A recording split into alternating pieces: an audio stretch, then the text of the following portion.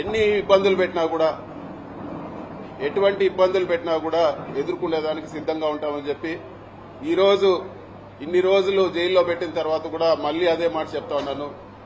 ఎక్కడ కూడా అధైర్యపడే ప్రసక్తే ఉండదు. ఎక్కడ కూడా ఈరోజు పార్టీని ఇబ్బంది పెట్టినా వెనక తగ్గే ప్రసక్తి ఉండదని చెప్పి కూడా నేను ఈరోజు తెలియజేస్తా ఉన్నాను.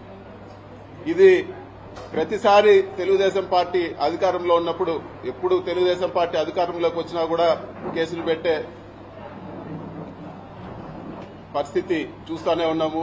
2014-19లో కూడా తప్పుడు కేసు పెట్టి జైల్లో పెట్టడం జరిగింది.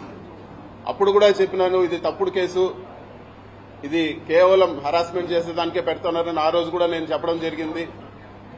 అయినా కూడా అక్రమంగా అరెస్ట్ చేసి నన్ను, బిఎం మధుసూదన్ రెడ్డి గారిని, చెవిరెడ్డి భాస్కర్ రెడ్డి గారిని కూడా ఆ రోజు కూడా జైల్లో పెట్టడం జరిగింది.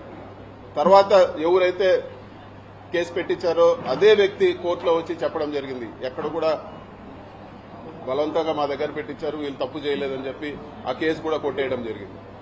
అంతేకాదు, అంతకుముందు తెలుగుదేశం అధికారంలో ఉన్నప్పుడు కూడా నేను ఇంజనీరింగ్ కాలేజీలో చదివేటప్పుడు కూడా నా జీవితంలో మొట్టమొదటి కేసు పెట్టింది తెలుగుదేశం ప్రభుత్వం. తెలుగుదేశం ప్రభుత్వం ఎప్పుడున్నా కూడా ఇటువంటి హరాస్మెంట్ చూస్తూనే ఉన్నాము.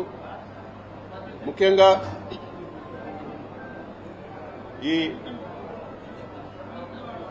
జైల్లో ఉన్నన్ని రోజులు కూడా